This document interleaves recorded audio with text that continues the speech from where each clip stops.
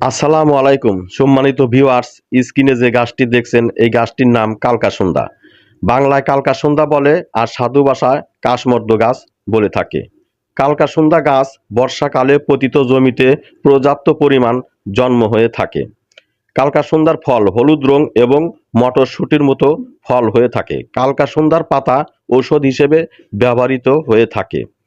নম্বর ১, যাদের মুখে অরুচি ভাব, রুচি হয় না, কালকাসুন্দার পাতার রস ১ তোলা মাত্রায় ৭ দিন সেবন করলে মুখে রুচি হয়। নম্বর ২, পিত্তদোষ হলে কালকাসুন্দার পাতার রস ১ তোলা মাত্রায় মধু সহ সেবন করলে উপকার পাওয়া যায়।